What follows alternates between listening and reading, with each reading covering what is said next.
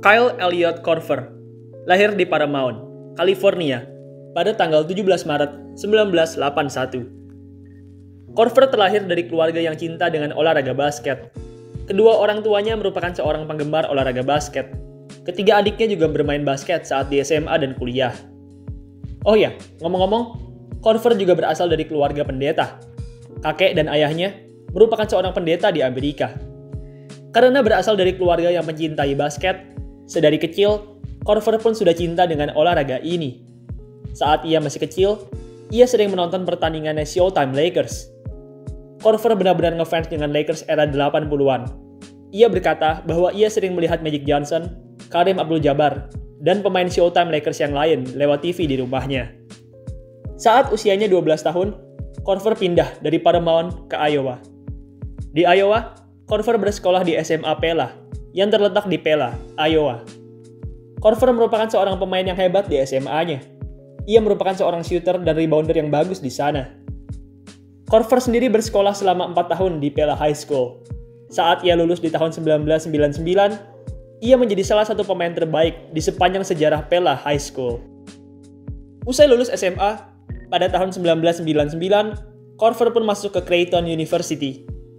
Di musim pertama, Korver yang waktu itu masih berusia 18 tahun, berperan sebagai six man untuk Creighton. Korver tampil sangat bagus di musim perdananya ini. Bermain pada 33 pertandingan, Korver berhasil menjadi seorang 3-pointers elite dengan field goal percentage yang bagus. Di 3 musim berikutnya, Korver berhasil naik pangkat menjadi starting shooting guard. Korver langsung mendapat reputasi sebagai salah satu shooter mengerikan di NCAA. Di setiap pertandingannya, Korver selalu dijaga ketat habis-habisan oleh lawannya. Selain tampil bagus secara individu, Korver juga punya prestasi tim yang bagus. Korver dan rekan-rekan selalu berhasil meraih banyak kemenangan. Creighton juga selalu berhasil menembus turnamen NCAA. Prestasi terbaik Korver dan kawan-kawan di turnamen NCAA adalah pada turnamen tahun 2002. Saat itu, Korver dan rekan setimnya berhasil mencapai ronde 2. Korver sendiri tampil bagus di ronde 2 ini. Bermain selama 37 menit, Korver berhasil mencetak 14 poin dan 5 assist. Sayangnya, performa bagus dari Korver belumlah cukup untuk membawa Creighton lolos ke ronde selanjutnya. Creighton saat itu harus tersingkir di ronde 2, usai dikalahkan oleh Illinois dengan skor 72-60. Korver total bermain selama 4 tahun di Creighton University, dan selama itu, ia berhasil mencatatkan rata-rata 14,1 points, 5,2 rebound, dan 2,3 assist per game. Korver juga berhasil mengoleksi 371 3-point di sepanjang karirnya. Ia juga berhasil mencatatkan 45,3% 3 points. 371 3-point dan 45,3% 3-point ini merupakan rekor yang sampai detik ini masih ia pegang di Universitas Creighton. Usai bermain selama 4 tahun, pada tahun 2003, Korver pun mengikuti draft NBA. Ada yang menarik dari NBA draft ini. Korver saat itu terpilih di urutan yang rendah. Ia saat itu hanya terpilih di urutan ke-51 oleh Nets. Biasanya, pemain yang dipik di urutan ke-40 ke bawah tidak akan punya karir yang bagus di NBA. Dan saat itu, Nets pun kemudian men-trade Korver dengan sejumlah uang. Uang itu sendiri akhirnya dipakai oleh Nets untuk membeli mesin fotokopi. Jadi, ya, pada dasarnya, Korver di-trade dengan sebuah mesin fotokopi. Trade yang dilakukan Nets ini sendiri merupakan salah satu keputusan terburuk yang Nets pernah lakukan. Korver memang hanyalah seorang pemain yang terpilih di urutan ke-51. Meski begitu, skill menembaknya jelas lebih berharga dibanding sebuah mesin fotokopi. Korver belum mendapat menit yang banyak di musim pertamanya. Kala itu, Korver yang baru berusia 22 tahun hanya menjadi seorang pemain cadangan yang mendapat menit yang terbatas. Meski mendapat menit yang terbatas, tapi Korver selalu dimainkan oleh pelatihnya. Sang pelatih melihat bahwa Korver punya potensi, sehingga ia selalu memberi kesempatan Korver untuk bermain. Oh ya, di musim perdananya ini, Korver saat itu juga ikut berlaga di kontes 3-point. Korver sendiri tampil cukup panas di kontes ini. Sayangnya, Korver gagal keluar sebagai pemenang. Ia saat itu harus puas berada di posisi 3, usai kalah dari pemain Nuggets, Voshon Leonard. Di 2 musim berikutnya, Korver mengalami peningkatan yang luar biasa. Korver yang sebelumnya hanyalah seorang bench player, langsung menjadi six man dengan menit bermain yang banyak. Korver juga tampil cantik dalam scoring. Di 2 musim tersebut, Korver selalu berhasil mencetak double digit dalam points per game. Pertandingan terbaiknya Korver di dua musim tersebut adalah pada tanggal 24 Februari 2006, tepatnya saat Sixers berhadapan dengan Bucks. Saat itu, Korver yang datang dari bangku cadangan tampil sangat baik dengan 31 poin dan 2 rebound. 31 poin yang Korver cetak saat itu berhasil membawa Sixers meraih kemenangan. 31 poinnya itu juga merupakan pencapaian poin tertinggi yang berhasil ia cetak di NBA. Musim 2006-2007 merupakan musim terbaik Korver dalam scoring. Pada musim tersebut, Korver berhasil mencetak career high-nya dalam points per game. Ia juga berhasil memimpin NBA dalam persentase free throw. Sayangnya, meski punya performa yang bagus dalam scoring, tapi Korver gagal menolong Sixers masuk ke playoff. Sixers saat itu hanya mampu meraih 35 kemenangan, membuat mereka tidak masuk ke playoff. Musim 2007-2008 menjadi musim terakhir Korver dengan Sixers. Korver mengalami penurunan di musim Sixers terakhirnya ini. Saat itu, Korver yang tampil pada 25 pertandingan mengalami penurunan dalam poin dan persentase field goal. Akhirnya, karena terus mengalami penurunan, pada Desember 2007, Korver pun di-trade ke tim lain, yaitu Utah Jazz. Korver mengalami perkembangan di Jazz. Menit bermainnya memang menurun. Meski begitu, ia tampil lebih efektif dan efisien. Oh ya, di musim Jazz pertamanya ini, Korver dan kawan-kawan juga berhasil lolos ke playoff. Korver tampil dengan cantik di playoff. Di ronde pertama, Korver yang kala itu berhadapan dengan Houston Rockets berhasil menunjukkan performa yang bagus dalam scoring. Jazz sendiri akhirnya berhasil mengalahkan Rockets, dan dengan kemenangan ini, mereka pun lolos ke ronde 2. Di ronde 2, mereka dipertemukan dengan timnya Kobe Bryant, LA Lakers. Korver mengalami sedikit penurunan di ronde 2 ini. Rataan poinnya memang meningkat, tapi sayangnya, ia punya persentase field goal yang buruk. Akhirnya, Utah Jazz yang Korver bela pun kalah dari Lakers. Mereka kalah dengan skor 4-2. Usai musim 2007-2008, Korver masih bermain 2 musim lagi dengan Jazz. Korver tampil semakin baik di 2 musim Jazz terakhirnya ini. Ia selalu berhasil tampil produktif dan menolong timnya meraih kemenangan. Oh ya, ngomong-ngomong, Korver berhasil meraih rekor gila di waktu-waktunya bersama Jazz ini. Pada musim 2009-2010, Korver berhasil mencatatkan persentase 3 point sebesar 53,6%. 53,6% yang saat itu Korver catatkan merupakan rataan 3 point terbesar yang pernah dicetak oleh seorang pemain di NBA. Usai musim 2009-2010, kontrak Korver dengan Jazz pun resmi selesai. Usai kontraknya habis, pada off-season 2010, Korver pun bergabung dengan tim asuhan Tom Thibodeau, Chicago Bulls. Korver tetap tampil bagus di Bulls. Kala itu, Korver yang merupakan seorang shooter pelapis, berhasil memberikan kontribusi yang besar dalam mencetak poin. Tim Chicago Bulls yang Korver bela merupakan tim yang sangat kuat. Mereka dipenuhi oleh pemain bintang yang bagus dan berbagai role player yang solid. Sayangnya, meski punya tim yang bagus, tapi Korver gagal meraih juara di sana. Korver dan timnya selalu bernasib sial di playoff. Di playoff 2011, Bulls punya perjalanan playoff yang bagus. Sayangnya, di final Wilayah Timur, mereka dipertemukan dengan tim super, Miami Heat. Heat benar-benar kuat, dan akhirnya mereka pun harus tersingkir oleh Heat. Pada playoff 2012, Korver dan kawan-kawan lagi-lagi mengalami kesialan. Di game pertama, pemain bintang mereka, Derrick Rose, terkena cedera ACL. Cederanya Rose ini benar-benar berpengaruh besar terhadap performa Bulls. Tanpa Rose, Bulls langsung berubah menjadi tim kelas menengah. Akhirnya, Bulls pun saat itu kalah di ronde pertama. Mereka kalah 4-2 dari Sixers. Pada off-season 2012, Chicago Bulls mengalami masalah finansial. Akhirnya, untuk menangani masalah tersebut, pada off-season 2012, Korver pun di-trade dengan sejumlah uang ke tim Atlanta Hawks. Korver mengaku sedih saat tahu dirinya di-trade. Korver sangat cinta dengan fans dan para pemain Chicago.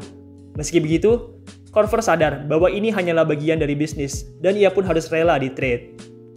Di Hawks, Korver mendapat peran baru, yaitu starting shooting guard. Korver mengalami banyak peningkatan di musim Hawks pertamanya ini. Selain berhasil meningkatkan rataan poin, rebound, dan assist, Korver juga berhasil meningkatkan persentase field goal dan 3-poinnya. Game terbaik Korver di musim 2012-2013 ini adalah pada tanggal 25 Januari 2013. Tepatnya saat Hawks berhadapan dengan Boston Celtics. Saat itu, Korver yang bermain selama 44 menit, tampil cantik dengan 27 poin, 6 rebound, dan 4 assist. Selain tampil bagus, Korver juga berhasil membawa timnya menang saat itu. Hawks menang atas Celtics dengan skor 123-111. Pada off-season 2013, Korver memperpanjang kontraknya dengan Atlanta Hawks. Banyak yang terkejut dengan keputusan Hawks ini. Pasalnya, Korver hanyalah seorang pemain bench biasa. Korver juga sudah punya usia yang cukup tua, sehingga agak riskan untuk mengontrak Korver dalam jangka panjang. Keputusan Hawks untuk meresign Korver rupanya merupakan keputusan yang amat tepat. Korver tampil semakin baik di musim 2013-2014 ini. Sebagai seorang penembak jitu, ia berhasil membuka ruang saat Hawks sedang melakukan offense. Korver selalu dijaga saat ia sedang dalam posisi menyerang. Ketatnya penjagaan defender terhadap Korver ini benar-benar membantu offense dari Hawks. Dengan fokusnya defender kepada Korver, maka pemain Hawks yang lain dapat melakukan penetrasi dengan lebih bebas. Oh ya, ngomong-ngomong, di musim 2013-2014 ini, Korver kembali berhasil memimpin NBA dalam persentase 3-point. Ini merupakan kali kedua Korver berhasil memimpin NBA dalam persentase 3-point. Korver punya penampilan yang bagus di musim 2013-2014. Saking bagusnya, pada off-season 2014, Korver sampai-sampai terpilih untuk ikut pelatihan timnas Amerika. Di pelatihan timnas, Korver bertemu dengan banyak pemain bintang, mulai dari Damian Lillard, Derrick Rose, Klay Thompson, dan masih banyak lagi. Korver sendiri akhirnya tidak terpilih untuk masuk ke timnas.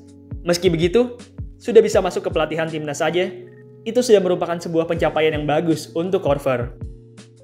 Musim 2014-2015 menjadi musim yang bersejarah bagi Korver.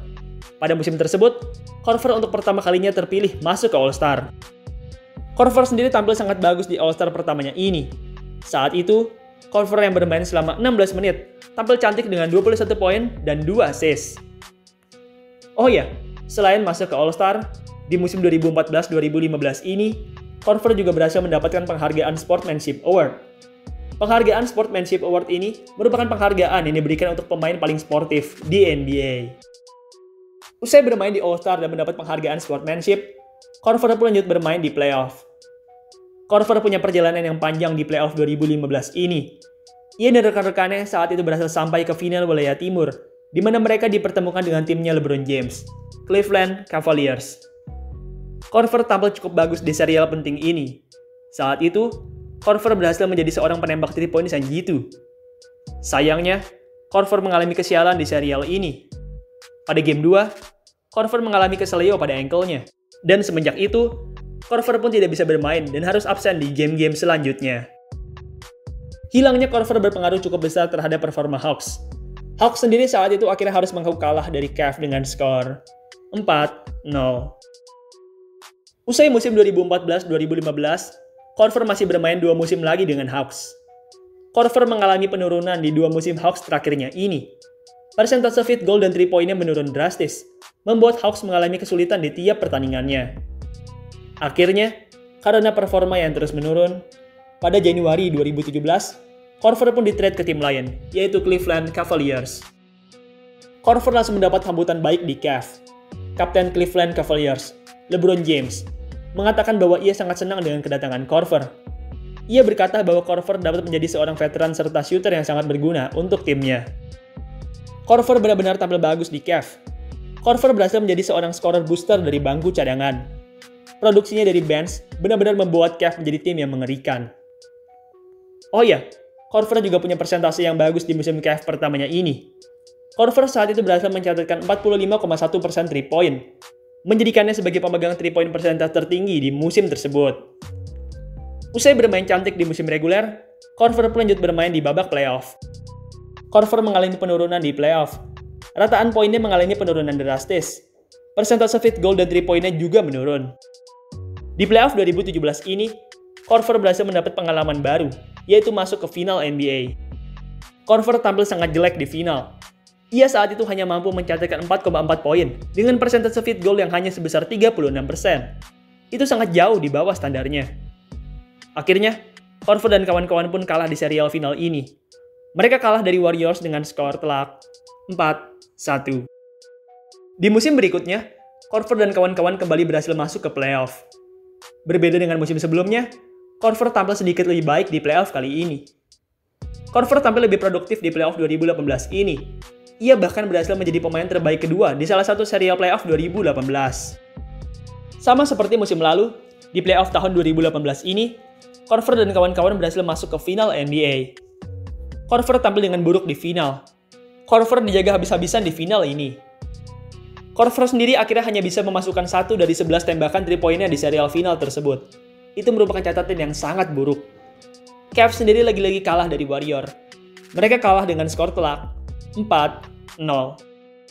Musim 2018-2019 menjadi musim terakhir Korver dengan Cavs. Pada November 2018, usai 2,5 musim dengan Cavs, Korver pun kembali ke tim lamanya, Utah Jazz. Korver tampil cukup produktif di Jazz. Datang dari bangku cadangan, Korver yang saat itu sudah berusia 37 tahun, tampil bagus dengan rataan sekitar 9 poin dan 2 rebound.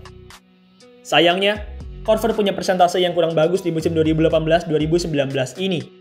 Korver saat itu hanya mampu mencatatkan 40% field goal dan 38% 3-point. Itu lebih buruk dibanding rataannya di sepanjang karirnya. Jazz rupanya tidak tertarik untuk menyimpan Korver. Usai musim 2018-2019 selesai, Jazz pun kemudian men-trade Korver ke tim lain, yaitu Memphis Grizzlies. Baru saja di-trade ke Grizzlies, keesokan harinya, Korver di-trade lagi. Kali ini, ia di-trade ke tim Phoenix Suns. Suns rupanya juga tidak berniat menyimpan Korver. Sehari setelah tiba di Suns, pada 8 Juli 2019, Suns pun memutuskan untuk melepas Korver dari roster mereka. Usai menjadi pemain bebas agen, pada 25 Juli 2019, Korver pun bergabung dengan tim dari Milwaukee Bucks. Korver tampil dengan solid di Bucks. Sebagai seorang veteran berusia 38 tahun, Korver berhasil menjadi seorang mentor serta shooter yang bagus di Bucks. Sayangnya, meski punya leadership dan offense yang bagus, tapi Korver punya defense yang buruk. Korver sudah semakin tua. Gerakannya dalam defense juga sudah semakin lambat, membuatnya sering ketinggalan saat sedang melakukan defense. Di playoff, Korver mendapat pengurangan menit bermain. Korver sering dijadikan target sasaran oleh pemain-pemain lawan di playoff. Oleh sebab itu, pelatih dari Bucks tidak bisa memainkan Korver dengan menit yang banyak. Korver dan Bucks sendiri saat itu hanya bisa puas di ronde 2. Mereka kalah dari Heat dengan skor telak 4-1. Usai musim 2019-2020, kontrak Korver dengan Bucks pun resmi selesai. Pada offseason 2020, berbagai tim mulai mendekati Korver. Meski begitu, Korver menolaknya karena ia ingin lebih dekat dengan keluarga. Ya, Korver baru saja bermain di bubble. Ia sudah tidak bertemu dengan keluarganya selama berbulan-bulan. Oleh sebab itu, ia ingin waktu untuk berkumpul dengan keluarganya. Korver rupanya tidak bermain lagi di NBA. Memang sempat ada rumor bahwa Korver akan kembali di musim 2020-2021. Meski begitu, Korver akhirnya tidak bergabung dengan tim manapun di musim tersebut. Pada Agustus 2021, Korver bergabung ke dalam tim kepelatihan Brooklyn Nets. Di sana, ia berperan untuk mengembangkan para pemain-pemain dari Nets. Saat ini, Korver masih menjadi pelatih dari Nets. Ia kini juga sering menghadiri berbagai acara-acara basket yang diadakan oleh NBA.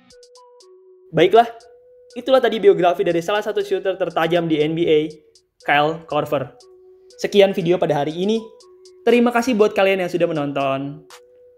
Dan sampai jumpa di video selanjutnya.